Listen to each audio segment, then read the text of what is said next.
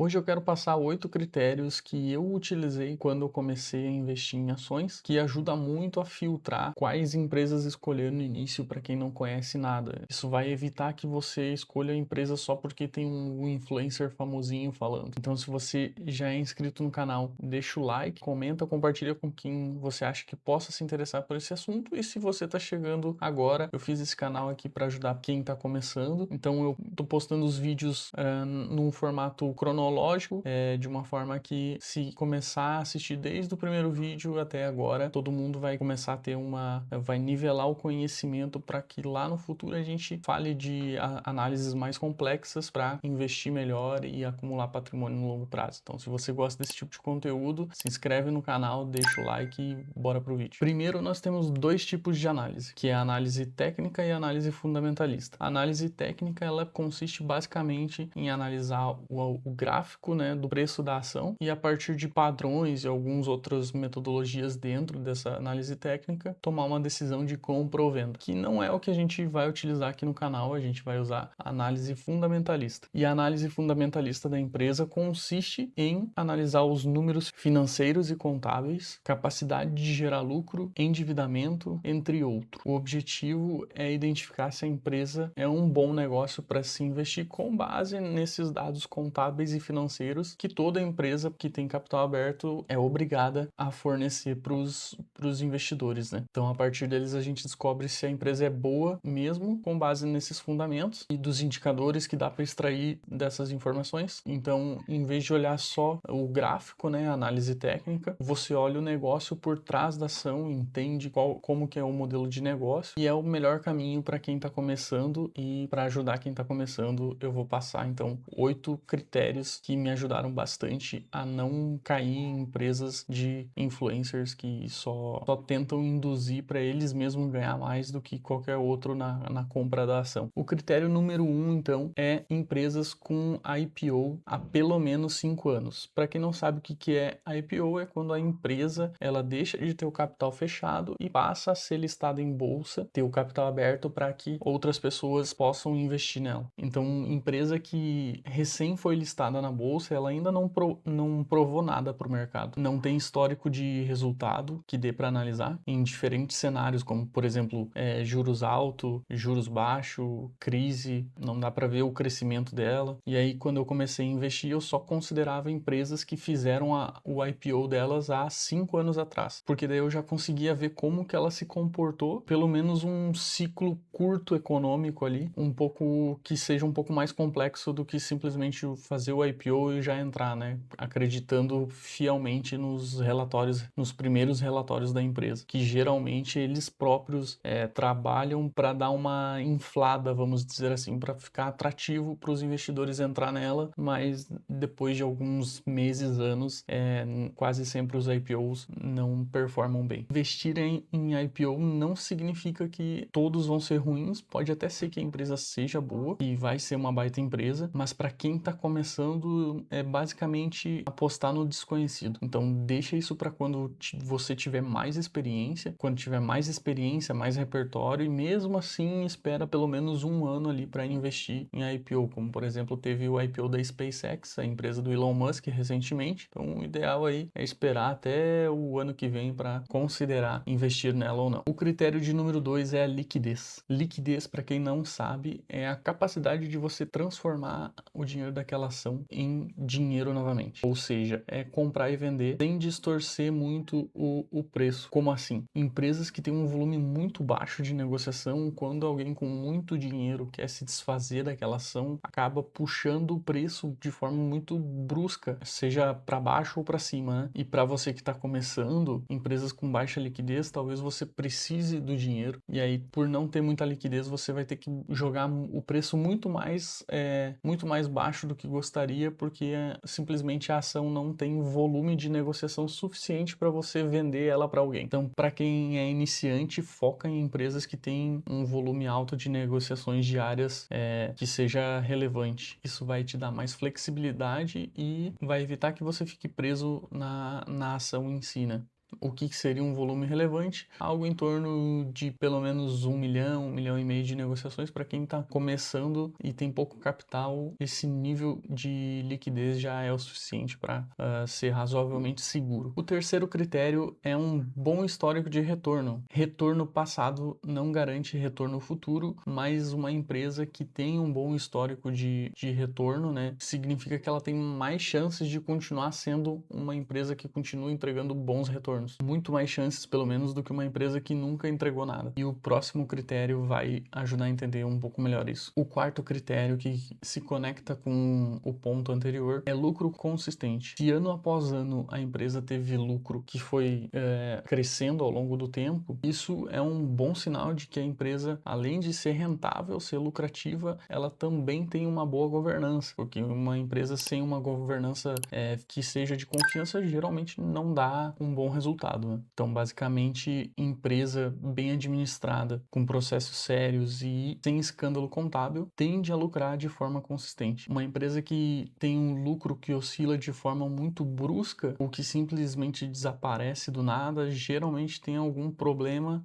na gestão, na contabilidade, que acaba impactando ali o resultado, e para quem está começando, começa a ficar um pouco mais difícil de entender o negócio. Critério número 5, você entende como ela ganha dinheiro. Esse é um critério mais simples, mas basicamente você tem que conseguir explicar o modelo de negócio para alguém que é leigo, alguém que você sabe que não investe e não entende nada. Então você precisa entender como que a empresa gera dinheiro que vai dar resultado posteriormente, né, para você mesmo, já que você vai ser sócio desse negócio. Então, se você não consegue explicar numa frase como que a empresa ganha dinheiro, é melhor você nem remover por enquanto essa empresa da lista de opções que você quer investir. Por exemplo, uma empresa de energia elétrica, você sabe que ela vende energia elétrica para as residências e cobra uma tarifa regulada. É simples de entender, não tem muito mistério. Se você não entende o setor, o risco de avaliar o negócio começa a ficar cada vez maior. Então, assim, invista em algo que você consegue explicar para um amigo ou vizinho, 1 ou 2 minutos no máximo, como que a empresa ganha dinheiro. Vai evitar que você tenha muitas dores de cabeça. Critério de número 6, marca forte e produtos que as pessoas querem. Empresas que têm uma marca forte têm um poder que um balanço, né, que é um relatório contábil, não consegue mostrar sozinho. A fidelidade do cliente permite que a empresa tenha uma capacidade de cobrar mais caro pelos produtos que ela vende a cada ano. E aí, exemplo disso, a gente tem a Apple, que é um dos melhores exemplos, né, que vai vir na cabeça de qualquer um quando a gente fala em marca e produto caro. Todo mundo que tem um iPhone acaba recomendando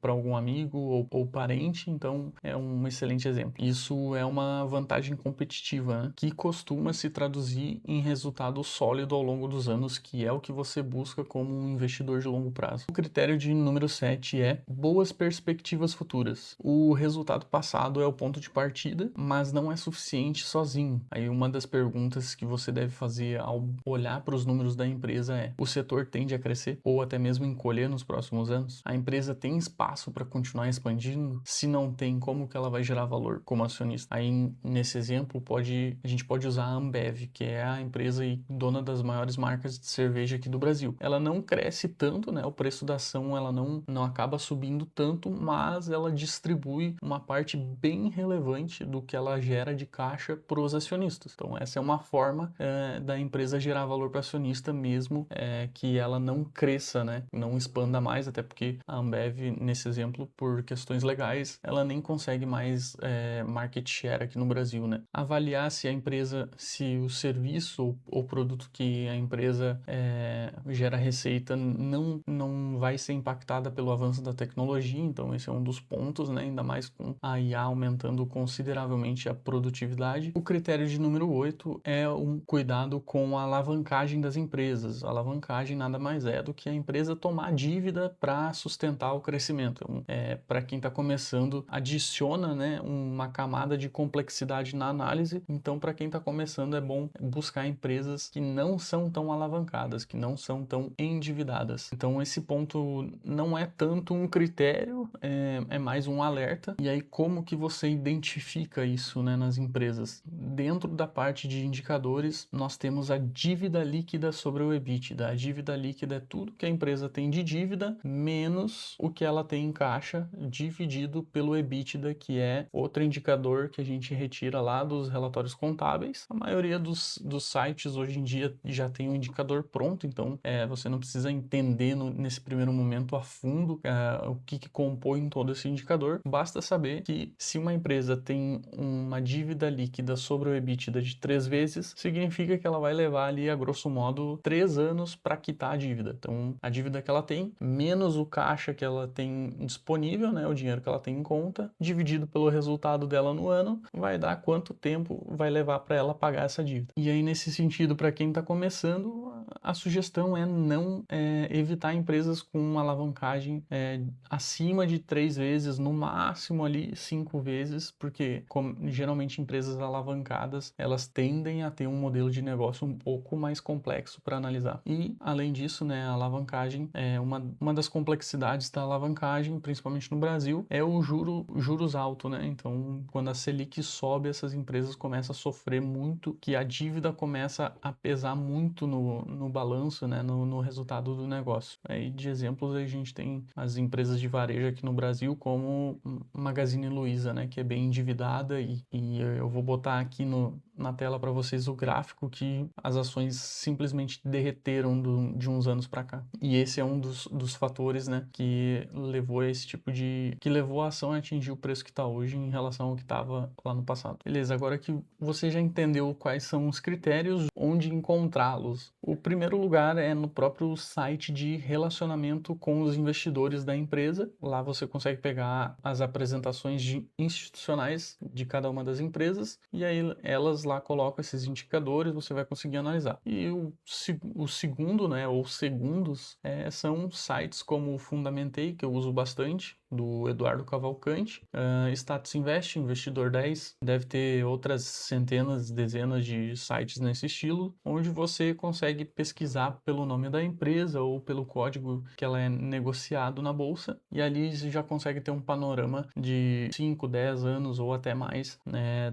dos resultados financeiros e contábeis do negócio. Então dá para filtrar lá, olhar, sei lá, Banco do Brasil, aí olhar a receita, que sempre foi crescente, dá para filtrar lá para enxergar o indicador de dívida líquida e sobre EBITDA, para ver como que se comportou historicamente. Então é muito simples de escolher uma empresa, né, pelo menos seguindo esses passos, e evitar a tranqueira, né, que tem muitas opções no mercado. A gente acaba, pode ser, quem está começando acabar sendo influenciado facilmente aí pelos nossos grandes influenciadores. E aí, além dos indicadores financeiros contábeis, lá você vai ter também a data que a empresa abriu capital, histórico de lucro, né, que faz parte ali dos indicadores, o volume de negociação diário, né, dessas ações, além de muitos outros indicadores que eu não mencionei nesse vídeo. Eu só relacionei aqui os que eu achei os principais para quem está começando, mas dá uma olhadinha lá. Nos próximos vídeos, né, conforme a gente vai avançando no conteúdo, eu vou entrar mais nessa parte